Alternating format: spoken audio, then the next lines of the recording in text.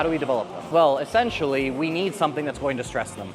I know that sounds stupid, but people often don't think about it. Like, oh, I go do my pull downs, do my chest supported rows, and that's all I need for my back, or my calsos and my flaps. It's like you're missing that entire muscle group if everything is supported, which has led people to say, okay, well, you need to do a hinge. A hinge is what's going to do it. And while it's not completely wrong, it isn't as isolated as it could be. And that's why I took a look and I said, okay, if I needed somebody to develop their erectors as fast as possible, I need something that's gonna isolate the erectors as best as possible, that can be loadable, and that we can progress over time. I started thinking about it, started trying to figure it out. I'm like, what's the best way to do it? Yeah, sure, you can try and do some hinges on a 45-degree where it's like, okay, you don't try and flex you try and like don't activate the hamstrings, try and don't activate the glutes and just make it purely extension. It's okay, it works okay, but the more I thought about it, the more I was like, okay, well, what do we do when we try to train the abs? We put something against the back. We put something that we can actually take and keep ourselves stable off of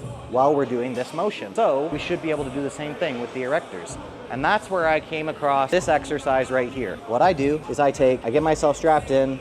Obviously, this is not heavy enough for me to need straps, but what do we try to do when we do our rows, our chest supported rows? What we try to do with our chest supported rows is we try and take and push our chest into the bench, right? And we do that so that we're getting as much of it to the upper back as possible and not bringing in the erectors. So we're trying to not do this, right? That's what we're trying to not do when we do our chest supported rows. So what do you do if you're trying to develop the erectors? I do not know. You do that, but you just don't row. Crazy thought. Now you don't have the rear delts getting involved as much. Now you don't have the traps and the rhomboids getting involved as much. It's more so just an isometric hold. Your shoulders can take like a crap ton of load this way.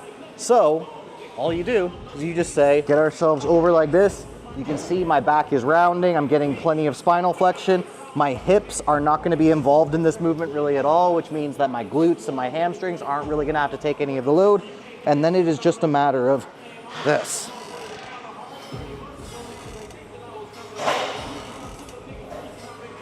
Now, we have one issue, or I should say two main issues when doing this, because I can already see the comments that are going to make complaints about this. One,